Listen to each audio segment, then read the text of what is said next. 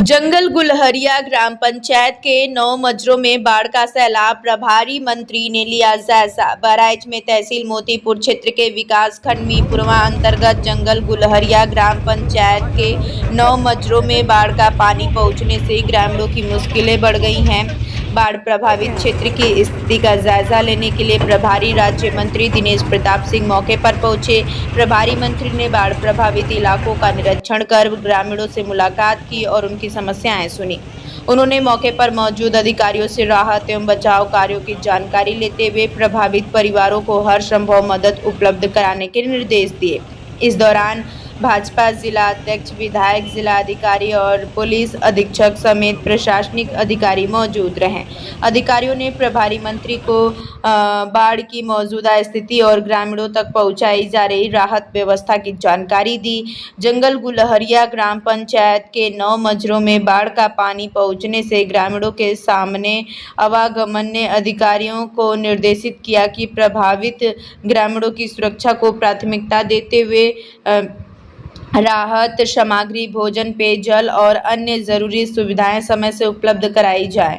वहीं प्रशासन की ओर से बाढ़ की स्थिति पर लगातार नजर रखी जा रही है। जरूरत पड़ने पर प्रभावी परिवारों को सुरक्षित स्थानों पर पहुंचाने की व्यवस्था भी सुनिश्चित करने के निर्देश दिए गए हैं। स्वतंत्र हिंदुस्तान न्यूज़, बहराइच।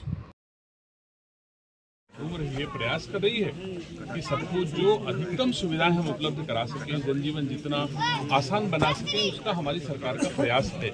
और मुझे खुशी है कि इस जनपद का लेखपाल से लेकर कलेक्टर तक सभी इस बाढ़ में जुटे हुए हैं, मेहनत कर रहे हैं, परिश्रम कर रहे हैं। योगी आदित्यनाथ जी के निर्देशानुसार सबको बेहतर सुविधाएं मिल सकें, इसका भी प्रयास कर रहे हैं। हमारी इस क्षेत्र की विधायक हैं, आपके सामने दिख रही हैं, आपको दौड़ती भी दिख रही हैं, जिला पंचायत अध्यक्ष जी हैं, वो भी आपको दिख रही हैं। तो जनप्रतिनिधि और प्रशासन दोनों ही इस संकट की घड़ी में हम उन लोगों के साथ हैं जिनको प्राकृतिक रूप से संकट उत्पन्न हुआ है, तो वो सुगम बनाने के लिए हम लोग प्रयास हैं। मंत्री जी, अखिलेश यादव ने बीजेपी पर निशाना साधा है कि 2027 का जो चुनाव होने वाला है उसमें सीट शेयरिंग का मामला फंस रहा है, क्योंकि जो एनडीए के घटक दल हैं वो ज़्यादा सीट मांग रहे हैं। तो ऐसे में भाजपा की मजबूरी है कि एनडीए जो घटक दल है उनको ज़्यादा सीट दी जा रही है। देखिए, आप सर्वाधिकार सुरक्षित व्यक्ति हो, मीडिया के लोगों को सर्वाधिकार प्राप्त है, आप कहीं भी कुछ भी सवाल पूछ सकते हो।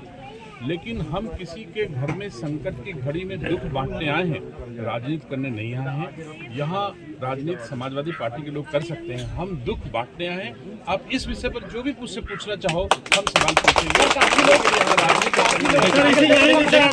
लेकिन मंत्री जी, जिस सड़क से आप आए हैं वो सड़क काफी खराब, सड़क इतनी खराब है कि आप जिस तरीके से यहाँ पर 20,000 से ऊपर की आबादी, 30,000 से ऊपर की आबादी उस सड़क पर रोजाना सफर करती है। आप जिस तरीके से सड़कों के जाल की बात कर रही है सरकार, तमाम जगह हाईवे हो रहे हैं, एक्सप्रेस वे हो रहे हैं, लेकिन इतनी बदतर व्यवस्था यहाँ पर है। इसके लिए क्यों नहीं कोई जनप्रतिनिधि ध्यान दे रहा है? क्यों नहीं इसके लिए कार्रवाई हो रही है? क्यों इस जनता को इसलिए परेशान होना? सवाल पूरा एक आदमी को करेगा ना, एक सवाल एक ही आदमी करोगे। कर रहे हैं वो सवाल। आपका सवाल का जवाब मैंने दे दिया, भाई साहब के सवाल का जवाब देना तो दो। मैं कह रहा हूँ कि ये सड़क खराब है। इस सड़क को देखने कौन आया है आपके सामने? इस सड़क की खराबी को दूर करने का प्रयास कौन कर रहा है? आपको नहीं दिख रहा है कि उत्तर प्रदेश सरकार इन्हीं सड़कों पर घूम करके, इन्हीं सड़कों को देख करके, इन्हीं सड़कों की मरम्मत का प्रयास कर रही है? आप मुझे बताइए कि जितनी सड़कें आज की तारीख में उत्तर प्रदेश में एक्सप्रेसवे से लेकर के बनाए गए हैं, क्या इतिहास साक्षी है किसी और सरकार ने बनाए हैं? कितने एक्सप्रेसवे बन गए आज की तारीख में उत्तर प्रदेश में? तो छोटी सड़कें हो या बड़ी सड़कें, आपके सवाल का जवाब तो आप लेना पसंद नहीं करोगे हमारी बात तो बहुत होगा तो हम कंक्लूड करके चल देंगे। ये अधिकार मेरे पास भी है, मैं आपके सवाल का जवाब दूं या ना दूं, ये मेरे पास बिल्कुल है। तो आप या तो फिर मेरे सवाल का जवाब दो। मैं कह रहा हूँ, उत्तर प्रदेश में जब से योगी आदित्यनाथ जी की सरकार बनी है तब से सड़कें कितनी बनाई गई, ये भी मीडिया के लोगों को समझना चाहिए। मेरे पीछे गाँव की ग्रामीण जनता खड़ी है, इससे पूछो, एक भी व्यक्ति ऐसा नहीं होगा जिसके घर में मोदी जी का दिया हुआ राशन पहुंच ना रहा हो। ऐसा कभी किसी सरकार ने दिया है क्या? नहीं, सुविधाएं दी हैं क्या? कभी नहीं दिया। तो हमारे राशन से लेकर के हर तरह की सुविधा हम अपने गांव वासियों की सेवा करें, क्योंकि इनका भरोसा मोदी जी पर है, इनका भरोसा योगी जी पर है।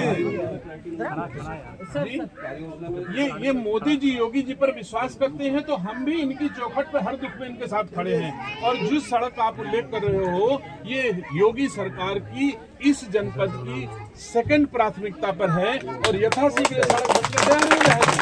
ऐसा कोई विषय नहीं है। आप मुझे बताइए, संवेदनशीलता की पराकाष्ठा है। आपने ट्रैक्टर पर चल करके किसी सरकार के मंत्री को इस गांव में आते कभी देखा?